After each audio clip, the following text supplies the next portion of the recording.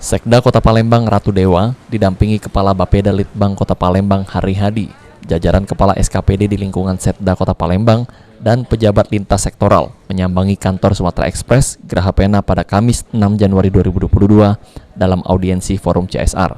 Sekda Kota Palembang Ratu Dewa mengatakan dalam Forum CSR ini membahas tentang kewajiban suatu perusahaan untuk memberikan CSR dalam hal membantu pembangunan, baik dari segi infrastruktur dan pembangunan yang bersifat tanggung jawab sosial.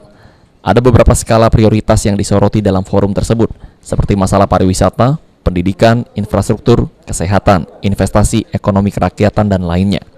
Namun berdasarkan pembahasan yang dilakukan, kesimpulan sementara, masalah infrastruktur penanganan banjir, serta wajah kota atau pertamanan akan menjadi prioritas utama.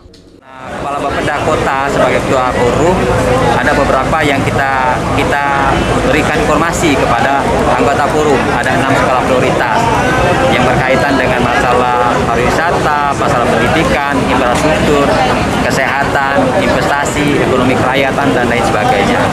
Nah, pertemuan awal tadi sudah ada kesimpulan sementara memprioritaskan tentang infrastruktur penanganan banjir dan juga masalah wajah kota pertamanan.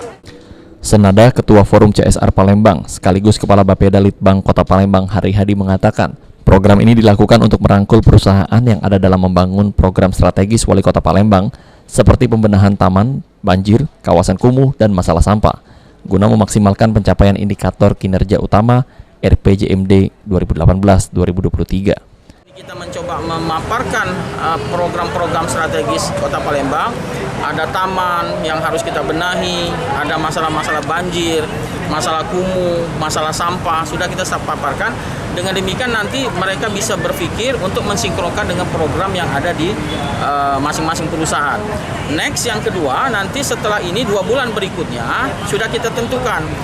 Masing-masing forum itu akan memilih mana prioritas yang akan dibantu oleh mereka. Kami sudah memfokuskan pada 2 hal untuk hari ini. Pertama, masalah perbaikan taman supaya taman menjadi indah, cantik, dan sebagainya. Yang kedua, masalah Sandi Pratama, PAL TV.